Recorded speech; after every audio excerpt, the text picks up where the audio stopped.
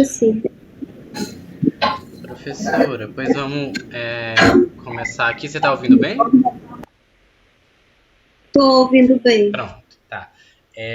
Qual que é a nossa ideia, né? A gente vai fazer uma matéria especial aí para o aniversário da cidade, né?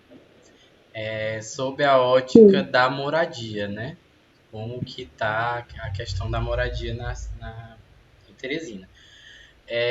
E aí a gente pensou em você para trazer um contexto, né, mais histórico, porque hoje a gente tem um cenário bem caótico, né, eu diria assim, com relação à moradia, né, mas isso já é uma questão histórica da cidade, né, a luta por moradia não é algo que é de hoje, né, e a senhora já teve uma participação muito grande aí nesses movimentos por moradia, né? E aí a gente queria falar sobre isso, né?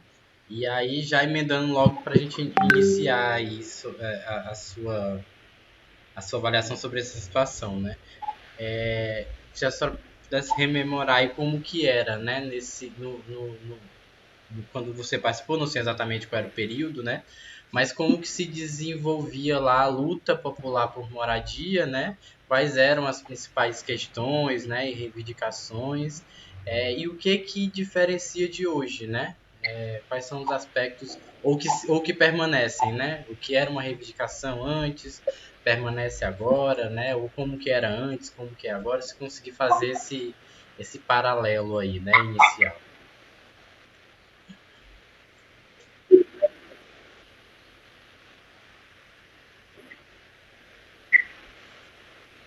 Certo. Então, a minha participação no movimento de moradia foi na segunda metade dos anos 90, mais especificamente, e nos primeiros anos dos anos 2000. Nessa bairro, né, que é o Buenos Aires, e fui também dirigente da FANC. Por 2 mandatos eu fui presidente e participei da direção em outros momentos.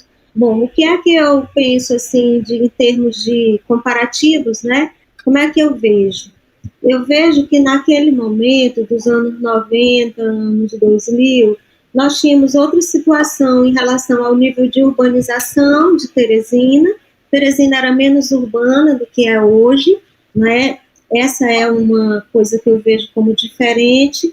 A outra coisa é em relação ao modo de organização dos movimentos sociais.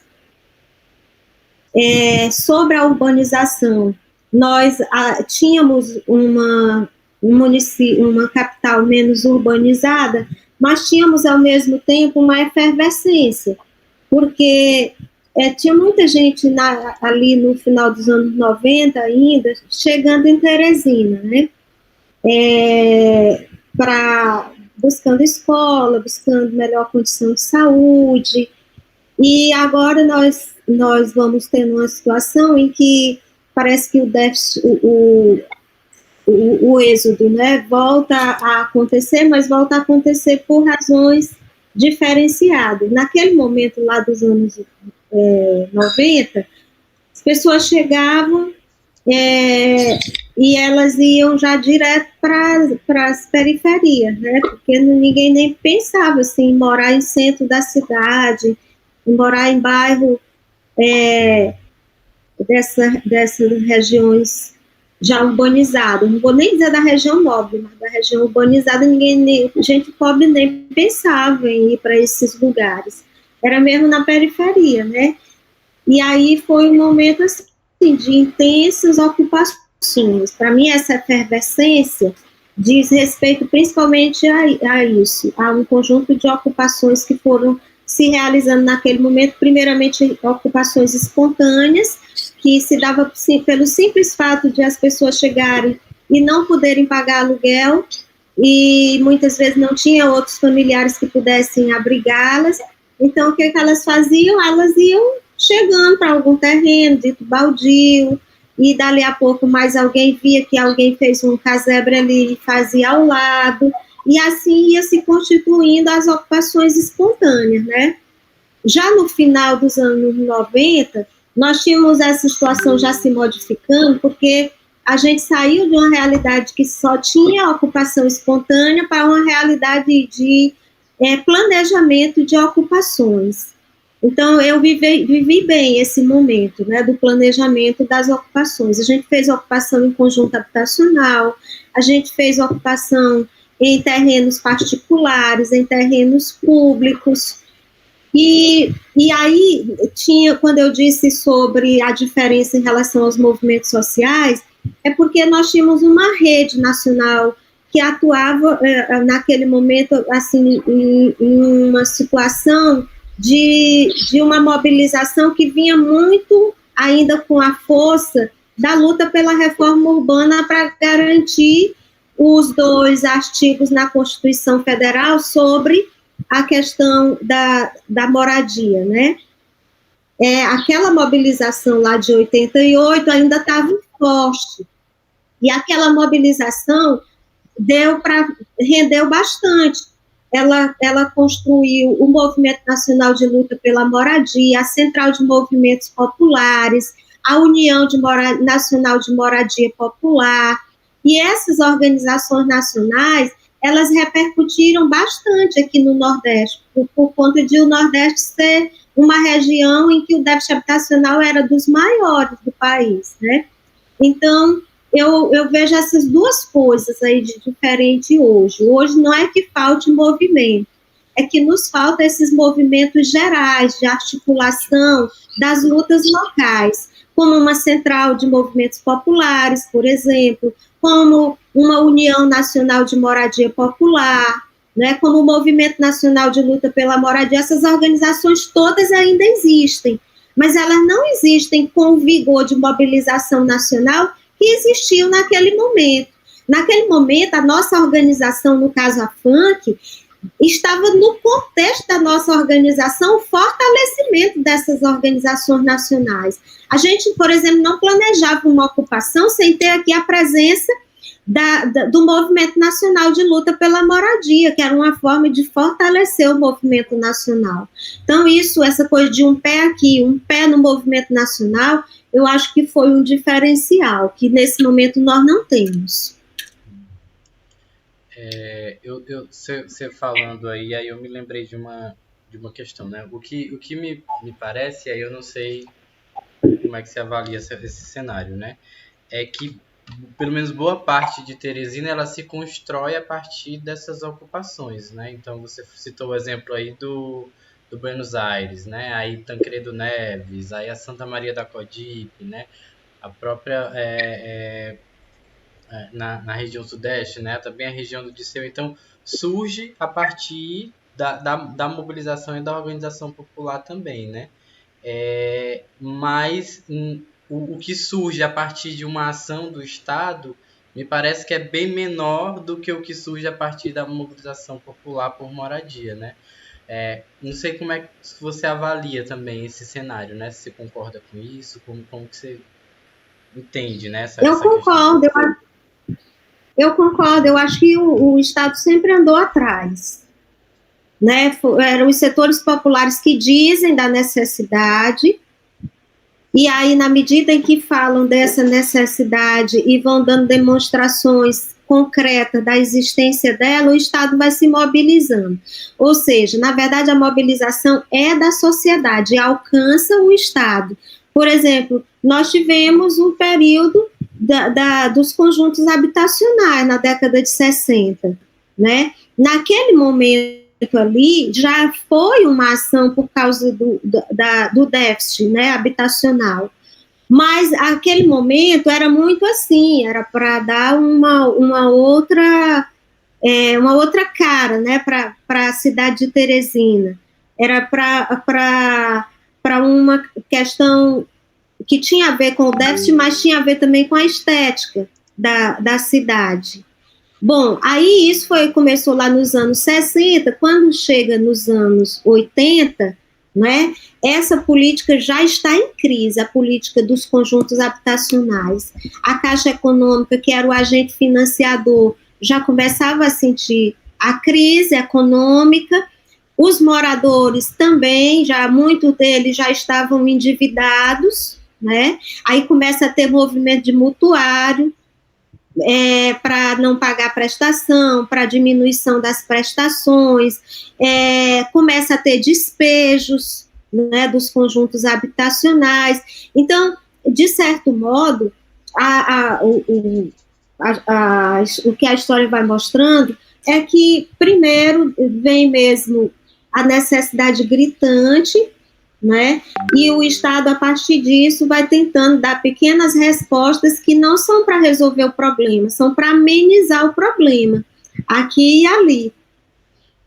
Porque o Estado poderia muito bem se antecipar, não é? Esse mesmo Estado que construiu a rede de serviço na cidade, né, a rede escolar, a rede de saúde, a rede de assistência, ele já precisaria prever que a falta dessa rede na zona rural iria trazer muita gente para a cidade, e que trazendo muita gente para a cidade iria ampliar o número de moradores da cidade, e com isso iria precisar de mais habitações, e, portanto, precisaria botar na política governamental mais recursos para a construção de moradia, né? Mas não, a gente foi tendo uma coisa de cada vez, né? Primeiro atrai as pessoas para a cidade, aí espera as pessoas se mobilizarem, pressionarem, se não pressionar fica numa boa, né? Havendo a pressão, vai lá e faz algum tipo de programa para fazer construção, melhoria e tal, mas vai carregando um conjunto de outros problemas. Por exemplo, essas famílias que ocuparam na década de 70, 80, 90, elas carregam consigo o problema da não regularização. Elas, muitas vezes, têm o teto, mas elas não têm a condição de usufruir de modo seguro dessa casa, né? Aí, além disso, o problema da infraestrutura. Então, o Estado nunca consegue alcançar de modo global, né, de modo totalizante, o que deve ser a política da moradia. É muito baseado na construção da casa, quando há pressão para isso. Uhum. Professora, eu queria que você nos lembrasse como é que era o movimento, né, o espírito mesmo, na época da redemocratização, né? Tanto na luta para garantir pela Constituição Federal de 88, como no pós-88 que você fez parte. Foi uma luta muito grande para poder garantir, por exemplo, na Constituição, o artigo 182 e o artigo 183, né, que falou especificamente sobre o direito à propriedade, né? Acredito que muitos movimentos populares pela moradia da década de 90 foi amparado, né, nessa vitória constitucional. A gente avançou muito, por exemplo, também com o Estatuto das Cidades, de 2001, e hoje está completando 20 anos, mas a pergunta é, legislação por si só resolve o problema, né? Foi um tiro certo a gente ter apostado historicamente de que uma Constituição forte, de que uma legislação forte, a gente tem aí o Estatuto que é considerado uma das melhores leis do Brasil, né, no direito à cidade, direito à moradia. Qual é a sua avaliação sobre legislação brasileira, né, nesse âmbito do direito à moradia, e como que o movimento se realmente apostou muito nisso e acabou deixando de lado a luta, enfim? Olha, eu penso que o movimento apostou naquilo que a cada momento foi pressionado pela condição objetiva a fazer, né? E na medida em que essa pressão ia produzindo determinadas conquistas, essas conquistas iam abrindo outras necessidades, e o movimento ia atuando nessas necessidades. A primeira necessidade de todas, com certeza, foi mesmo a de ter unidades habitacionais. Mas aí, na medida em que se foi fazendo essa luta, foi vendo que isso não seria possível em meio a um processo ditatorial, né, que estava endividando o país, que estava trazendo muito dinheiro de agentes multilaterais para construir grandes obras, e na carroceria dessas grandes obras vinha conjuntos habitacionais ali ao redor das fábricas, né, ao redor dos polos de desenvolvimento e tudo, mas não era nada que se voltasse mesmo para ver moradia como um direito que só se faz acompanhado de outros direitos, né, como um direito síntese. Então, o movimento foi vendo isso. E aí foi por isso que o movimento se mobilizou para atuar, para incidir na construção do texto constitucional. Vale dizer que essa mobilização foi desde o processo constituinte, né, o movimento de moradia ali já estava mobilizado para eleger deputados constituintes que tivessem compromisso com essa luta, que não era só a luta pela moradia, era a luta pela reforma urbana. O que estava ali naquele contexto era uma luta pela reforma urbana, apresentando, também não era proposta separada, solta, não, era uma plataforma nacional para a reforma urbana, era isso que se tinha nos anos 80, que foi o resultado dessa mobilização aí do chamado processo de redemocratização. A luta pela reforma urbana para construir uma plataforma nacional de política urbana, né? Então, quando se chega nesse momento da discussão do texto mesmo constitucional, o artigo 182 e 183, ele sai de um processo muito bonito, né, que aconteceu no Brasil todo, em que a imagem mais forte que se tem dele são carros e carros de mão cheios de listas de abaixo-assinado, coletadas em praças, em ruas, em áreas de ocupação, em conjuntos habitacionais, em todos os lugares, coletando a assinatura e conversando com a população sobre a necessidade de ter moradia como parte de uma política urbana que envolve transporte, que envolve saneamento, que envolve educação, enfim, todas as outras coisas que são necessárias, né, para que se tenha o direito, que naquele momento se dizia o direito à cidade, e que agora parece que o conceito é mais amplo, é o direito ao território, é necessário ver cidade como território, né, como parte de um território, que envolve aí as identidades diversas e tudo mais. Então, eu acho que foi acertado demais fazer essa luta para garantir condições na legislação, em um processo em que o Brasil queria queria algum patamar de democracia, e para isso precisava de bases legais. Acho que foi muito correto. No entanto, assim como vale dizer que essa luta aí para garantiu os 2 artigos na Constituição, que muita coisa ficou de fora, a ideia não era só esses 2 artigos, essa é a mesma luta que criou o Estatuto da Cidade, não é uma luta separada, né? É a mesma luta, a mesma esteira, porque foram esses 2 artigos que nos fizeram ver a necessidade de uma regulamentação em termos de um estatuto que juntasse o conjunto da legislação existente.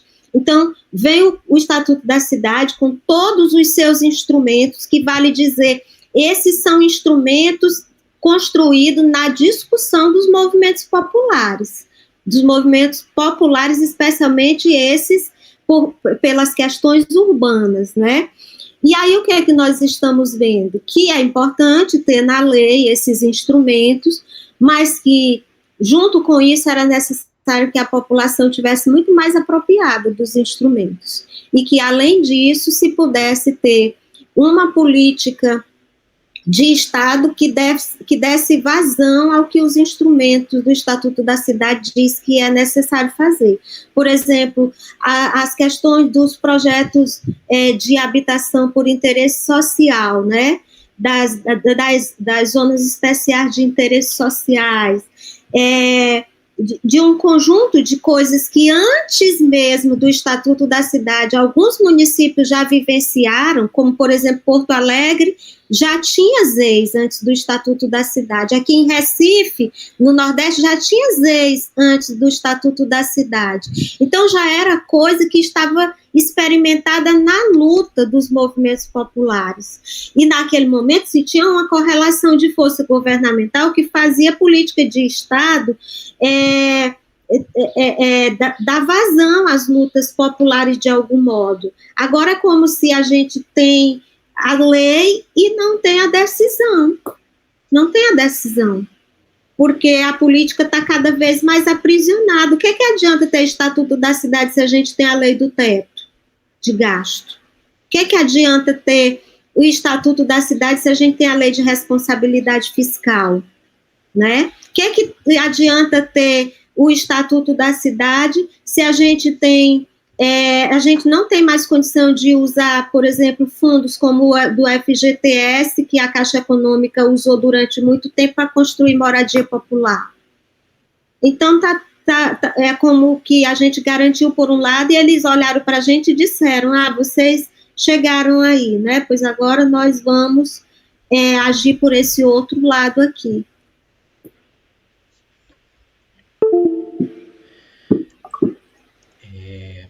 Estava anotando aqui algumas coisas que a gente...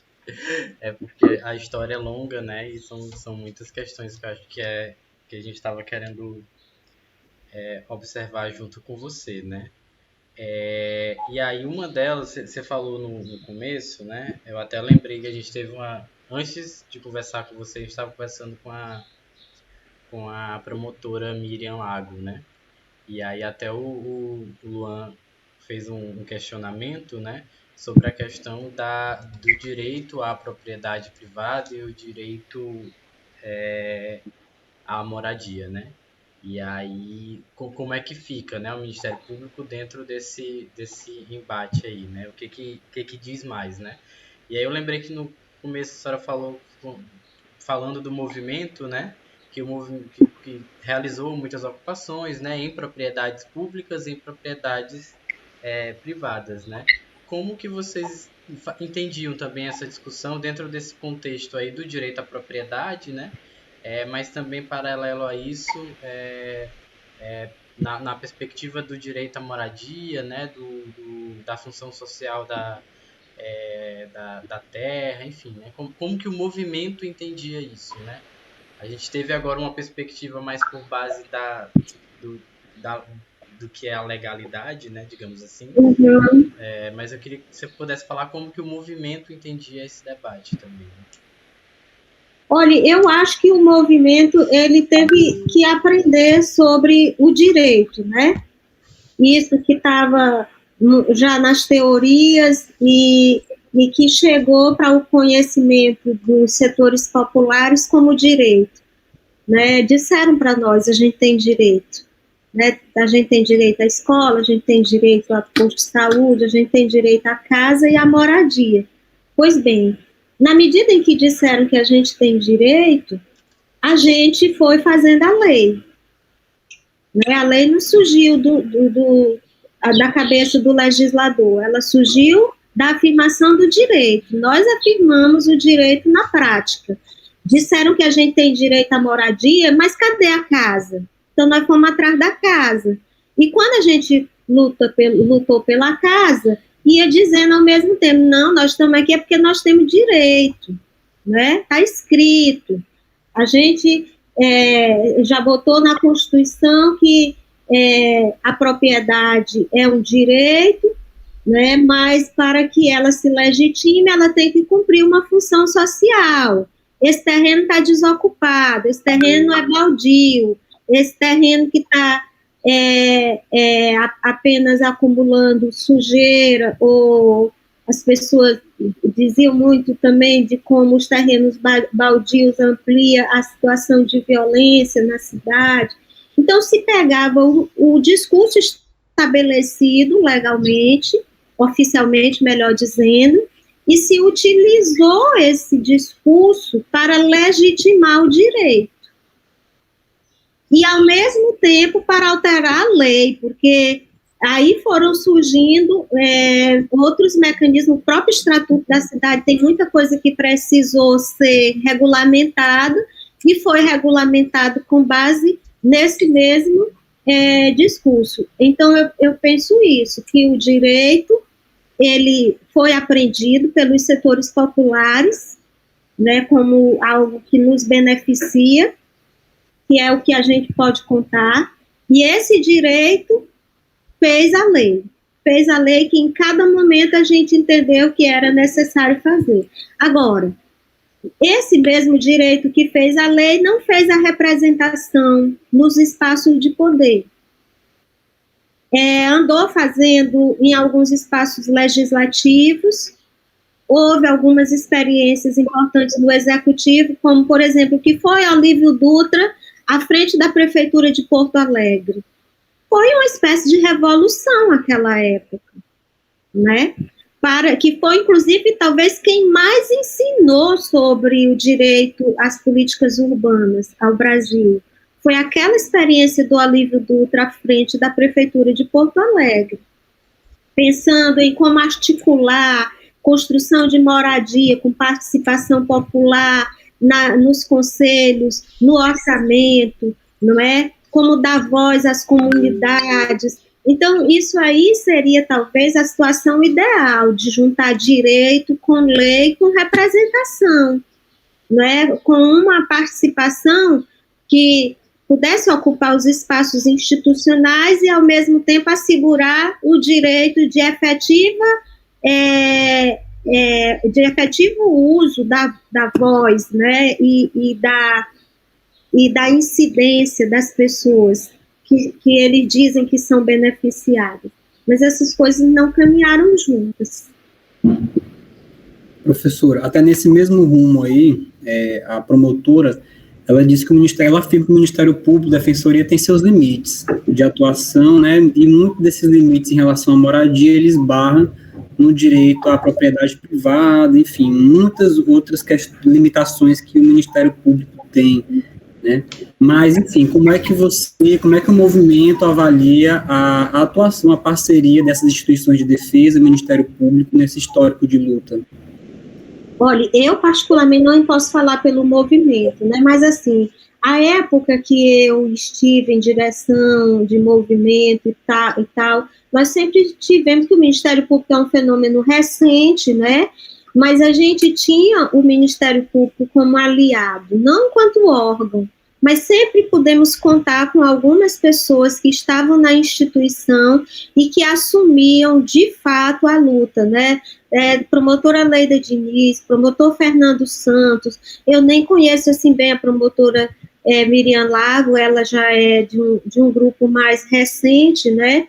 Mas, principalmente, esses dois sempre foram parceiros de primeira hora. Para vocês terem uma ideia, nós lá, quando ocupamos a Vila Irmanduce, as crianças saíram dos lugares que moravam e foram para lá para ocupar junto com seus pais, e a gente não... E aí, o que é que a gente fez? A gente mobilizou todas as estratégias que a gente poderia ter para fortalecer a luta pela conquista da moradia e do território ali, né? Então, o que é que a doutora Leida Diniz assumiu junto com a gente? Uma briga com uma ação civil pública pela construção de uma escola na Vila Irmanduce. Por que isso foi importante? Porque uma escola numa área de ocupação é um modo de legitimar a ocupação. O poder público não bota dinheiro num lugar em que as pessoas não vão ficar ali, né? E aí, o que é que a gente fez? A gente pegou o direito que vem pelo Estatuto da Criança e do Adolescente, que diz que a criança tem direito de estudar, os pais e o governo têm a obrigação de promover a escola, né? Juntamos esse direito das crianças com o direito de morar e encontramos em uma promotora a sensibilidade de saber como articular essa ferramenta no contexto institucional, primeiramente do Ministério Público, porque uma ação civil pública, nesse caso, nós precisamos do Ministério Público como instituição. Então, a gente tinha uma instituição que era a FANC, que patrocinou a ação, e tivemos o Ministério Público como instituição para abraçar, não como um todo, mas porque teve uma promotora que assumiu o ônus de convencer a instituição a fazer isso. E aí, isso aí rendeu muitas retaliações a ela. Ela foi, nessa época, transferida para a comarca de Barras por uma retaliação. Chegou ao ponto de a gente, numa audiência lá no Ministério Público, que era para ser uma audiência com a Prefeitura de Teresina, porque foi dado um prazo de 60 dias para a Prefeitura construir a escola, e a Prefeitura não cumpriu esse prazo. Então, houve uma audiência com muita gente que estava do lado de fora, lá do prédio, né, e o promotor geral se negou a receber a comissão. E o que fez a promotora? Ela disse, pois eu também não fico aqui. Ela desceu junto com a comissão e foi fazer a audiência lá embaixo. Então, isso foi um ato, assim, de muito desacato, né? Que só faz quem tem a visão, não apenas da lei, né? Não é só o fiscal da lei, como deve ser o promotor, mas, além disso, é o promotor da justiça, né? Então, a gente sempre reputou ao Ministério Público a condição de parceiro, né? Inclusive, devemos, nesse momento de ataques ao Ministério Público, nos colocar como aliado na defesa desse órgão, dessa instituição, em que pese nem todos os que estão lá representem esse ideal. Professora, você falou aí sobre o caso da Vila Irmã Dulce, né? Eu acho que é uma história emblemática na cidade, né? No que diz respeito ao direito à moradia, né? O que tinha de diferente ali, né? No movimento, no contexto, né? Na mobilização que deu origem à Vila Irmã Dulce, que você poderia destacar, assim, pra gente? Eu destaco duas coisas. Número de pessoas, né? Ou seja, é preciso que as pessoas necessitadas se juntem, se organizem, né? Porque essa é a segunda coisa, é a organização. A primeira, número de gente. E a segunda, Lúcia disse que tinha... E a segunda, organização. A gente, por exemplo, no caso da Irmã Dulce, o que a gente fez? A gente mobilizou gente que estava sem teto na cidade. E aí conseguiu chegar aquele número de 3.000 famílias, né? E aí, pronto. Diante de 3.000 famílias, é muito difícil ter um governo que sustente uma posição, porque naquele momento o Firmino vinha a público, porque o Firmino tinha sido recentemente eleito junto com o Fernando Henrique Cardoso, ele vinha a público para dizer acabar as ocupações em Teresina. Agora, qualquer ocupação que haja, a negociação vai ser entre ocupantes e proprietários, que a prefeitura não vai mais se meter nisso, né? E aí, o que a gente disse? A gente disse que a gente negou isso que ele disse, né? A gente disse, não é assim. A falta de moradia é um problema do poder público e o poder público vai ter que continuar atuando diante desse problema. Então, para isso, a gente precisava de quê? De gente, de ter muita gente, porque uma direção de uma organização, por mais forte e respeitada que ela fosse, não ia dar conta disso. Então, nós fomos atrás das pessoas que estavam alijadas do direito à moradia e que pudessem ser encorajadas, porque ninguém tem coragem, assim, de antemão. A coragem é construída. Então, nós fomos atrás de gente e de construir coragem nas pessoas, né, para fazer isso. Isso implicou a organização. Então, a gente construiu núcleos de base, eram sempre núcleos de 10 famílias, em que a gente fazia reuniões lá no Sindicato dos Comerciários, a gente juntava grupo de 50 famílias, por exemplo, da Zona Norte, 50 da Zona Sul, 50 da Zona Sudeste, e a cada vez a gente fazia uma reunião com um grupo de 50. Para quê? Para falar sobre a problemática urbana, sobre a questão da falta de moradia, de onde é que vinha essa falta, por que os terrenos são caros, por que é que quando se ocupa uma terra, logo alguém consegue uma liminar de reintegração de posse, quem são os adversários do direito à moradia, quem são os inimigos do direito à moradia, como enfrentar, não é, esses adversários e esses inimigos com estratégia, inclusive estratégias legais. Então, era isso que a gente conversava, e isso ia dando ânimo e coragem nas pessoas, porque elas começavam a ver, o direito está do nosso lado, né? A gente tem como apelar para o direito. Então, a gente fez 3 meses com essas rodadas de reuniões, de modo que cada núcleo de base teve pelo menos 4 momentos de reunião, e aí a gente marcou, foi atrás do terreno, que precisava ser um terreno grande, né? Precisava ser um terreno bom, porque essa era uma coisa que o movimento de moradia discutia, não se deve ocupar terreno ruim, nós devemos ocupar as melhores áreas, né? Porque a gente ocupa para ganhar, e a gente deve morar nas melhores áreas. Então, a gente percebeu que ele era uma área de expansão, próximo do polo industrial, né? Que poderia, inclusive, favorecer emprego. E também avaliamos que ali era uma região arborizada, que a gente poderia ter uma área de ocupação com uma boa qualidade ambiental. Então, definida a área da ocupação, a gente fez, né? E fez com a mesma organicidade que a gente havia construído para o momento anterior, com a organicidade dos grupos, dos núcleos de base. Então, a gente separava ali um pedaço e chamava núcleo de base com 50 famílias. Ia fazendo um sorteio, uma a uma, para que ninguém se sentisse privilegiado porque ficou numa esquina, ou alguém que quisesse um determinado lugar não tenha ficado por causa disso, então tudo era sorteado. Enfim, não vou contar essa coisa agora, né? Mas foi uma luta baseada nisso, em juntar quem precisa para fazer o direito valer e organizada, né? Numa organização que é uma coisa assim, que precisa ter início, meio e fim. Não é a gente faz uma coisa hoje, vai embora, depois a gente volta daqui a 2 meses.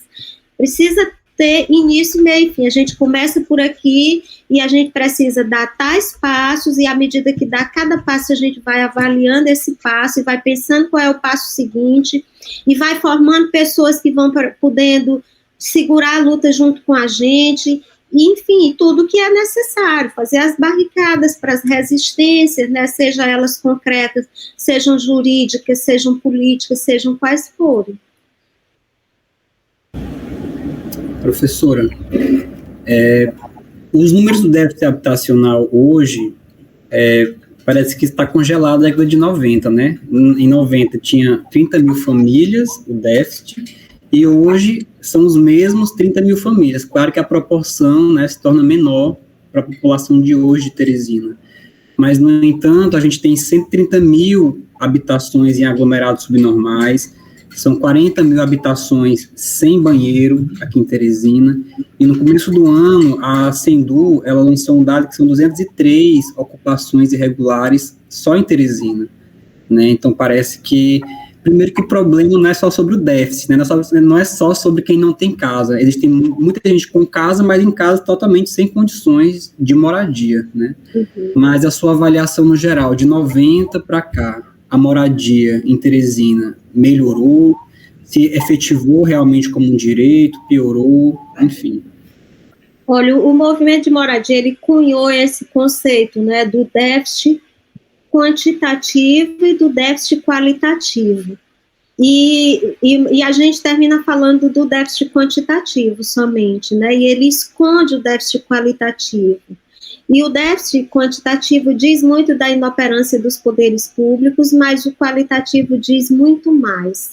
Porque o que ele diz? Ele diz que o poder público já investiu recursos naquelas áreas e que mesmo assim deixou as famílias desassistidas, né? Então fala de uma completa inoperância do poder público, esse déficit qualitativo. O déficit quantitativo, ele fala mais de uma ausência de poder público, né? É como se as pessoas pudessem existir e não serem vistas pelo poder público. Na verdade, é o contrário, é o poder público que não existe na vida delas, porque elas existem, a vida delas é muito concreta, os problemas delas, as necessidades delas são muito concretas, é o poder público que não existe na vida delas, né?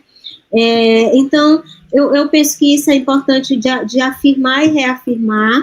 Em relação a aparentemente esse déficit estar estacionado, é uma coisa mesmo de aparência, porque a gente não tem censos.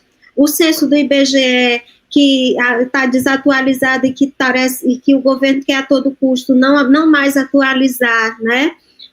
Contribui para isso, mas o censo do IBGE ainda não dá conta. A Fundação João Pinheiro tem ajudado muito nessa contagem, não é? Mas também não consegue fazer isso de modo universal, termina fazendo por amostragem, e aí isso é funcional aos poderes públicos, essa falta de um censo que dê conta de fato, saber quem são as famílias que estão sem teto, quem são as famílias que têm teto, mas não têm moradia, porque não têm as condições adequadas, e onde essas famílias estão. Isso é funcional tanto para o poder público dizer que não precisa fazer tanto, como é funcional também para acontecer o que está acontecendo agora e que acontece em todo período pré-eleitoral, que é o retorno às muitas ocupações. Nós vamos começar a ter de novo muitas ocupações, porque toda vez que se aproxima as eleições, as famílias pobres, na sua sabedoria e na sua necessidade, vão lá e fazem uso desse momento para poder chamar a atenção daqueles que estão pleiteando cargos públicos ou dos que já estão nos cargos públicos. Não é? É uma forma das famílias dizerem, nós estamos aqui, vocês vão mesmo fazer as campanhas sem falar na gente, né? Sem dizer nada de compromisso com a gente. Então, isso é uma sabedoria, não é, dos setores populares, sabedoria no sentido mais positivo da palavra. Mas aí o que é que os poderes públicos fazem? Eles, fechando os olhos para o censo, eles também não conseguem acompanhar as famílias nas suas necessidades. Porque, por exemplo, nós vamos ter muitas famílias que já ocuparam em diferentes lugares e que vai dar munição para as pessoas olharem e dizer, esses aí são os invasores, esses aí estão em todas as ocupações que aparecem. Eles vão lá, ocupam, depois vendem o terreno e vão para outra, que é uma forma de criminalizar os ocupantes e a luta, não é, pela moradia.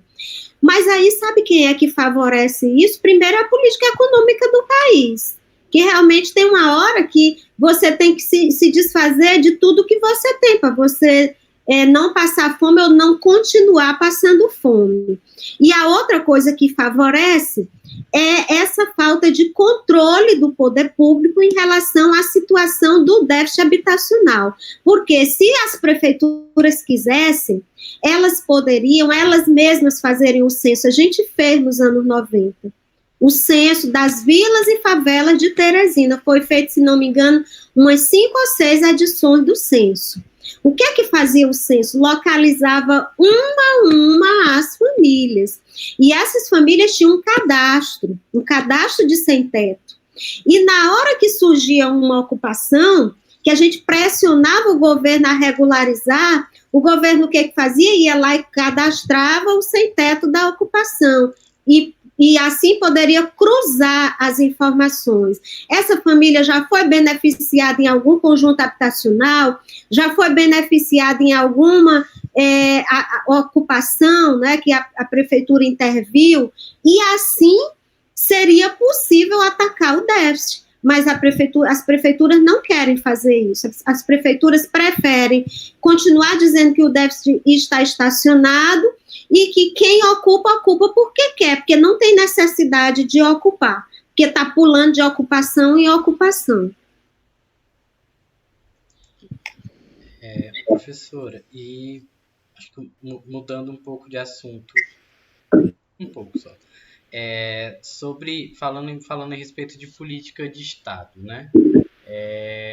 O que se tem hoje como referência, né, no país em torno de política de Estado para habitação é o Minha Casa Minha Vida, né? Assim, uma referência com grande amplitude que eu falo, né? Nacional, enfim.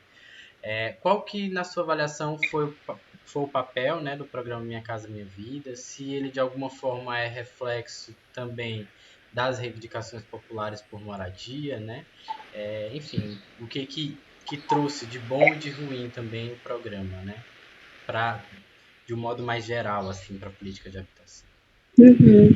Olha, o programa Minha Casa Minha Vida é também dessa mesma esteira aí que a gente falou, da luta pelos 2 artigos na Constituição, da luta pelo Estatuto da Cidade e o cumprimento e a regulamentação dos seus instrumentos, é a mesma luta, né? E aí ele ganhou essa denominação, essa né, nem foi a denominação sugerida, né? É um rótulo que o governo deu.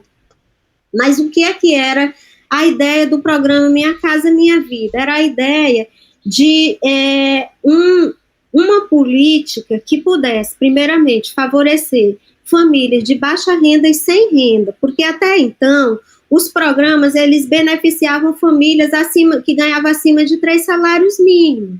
E nós temos um contingente, naquela época que foi eleito o governo Lula, nós tínhamos 36 milhões de brasileiros abaixo da linha da pobreza. E essas pessoas não teriam como acessar a moradia promovida pela Caixa Econômica, porque elas não estavam na faixa salarial. Então, essa era a primeira reivindicação. Um programa que alcançasse famílias de baixa renda e sem renda. Outra reivindicação, um programa que pudesse construir a moradia junto com a cidadania. Por isso, a ideia era de um programa que pudesse funcionar em mutirão, em que as famílias pudessem compreender a construção da casa como a construção do ambiente da vizinhança, do ambiente de solidariedade, aquele mesmo que a gente que vem da zona rural sabe que acontece, que alguém vai cobrir a casa junto à comunidade todinha e cobre a casa ali em questão de horas, né? Daqui a pouco passa para a segunda e passa para outra, tudo poderia acontecer muito rapidamente, num regime de mutirão, né? Também uma política que garantisse material de construção acessível, porque o preço do material de construção onera muito a moradia. Também uma política que garantisse condição de acesso à terra, também de modo acessível, porque o solo urbano é muito caro, né? Então, esses elementos eram os elementos da política que o movimento conformou e que o governo pegou, batizou de Minha Casa Minha Vida, ou seja, uma política com preços baixos, que podia ser construída em mutirão, que o preço da casa já poderia embutir o preço do terreno, não é, do material de construção, e daí por diante. Ocorre que esse mesmo governo foi um governo de conciliação de classe. Então, o governo não conseguiu fazer isso no regime de mutirão que foi pensado, porque o governo teve que dar o quinhão das construtoras, dos empreiteiros, que ajudou esse governo a se estabelecer na conciliação de classe. Então, o programa Minha Casa Minha Vida terminou sendo, em grande parte, apropriado por empreiteiras, né, que não eram realmente pessoas dos setores populares, por construtoras que se utilizaram de nome de pessoa física para acessar o programa, né, e construir casa que não teve... a casa às vezes foi feita, mas não se deu conta dessa ideia de construir casa, construindo cidadania. Então, hoje a gente tem aí o que eu penso que ainda nem representa mesmo o saldo, digamos assim, negativo, que eu não desprezo de jeito nenhum o saldo positivo. Para mim, qualquer situação que dê condição... Só um instantinho. Ué. Tá. Qualquer programa, qualquer política que dê condição de as pessoas terem um teto já é importante por si só. Porque só quem nunca viveu a falta de um teto é que não sabe dizer o que é isso na vida de uma pessoa, de uma família. Então, o teto, por si só, já é muito importante. Mas a gente não poderia perder a oportunidade de fazer tantas moradias como foram feitas que não chegou ao que era a meta, né? Mas não se pode dizer que não teve uma incidência, que o programa não teve uma incidência, não tem uma incidência, mas se perdeu a oportunidade de fazer isso dando esse outro passo, de construir cidadania, de construir relações comunitárias, né, movimento comunitário. Se o Minha Casa Minha Vida não fez isso, o Casa Verde e Amarela do Bolsonaro, muito menos, né, professor? Aí é que não dá mesmo, né? Porque já nasce esvaziado de sentido. Esse primeiro, pelo menos, nasceu cheio de sentido, né? Agora nem o sentido a gente tem mais.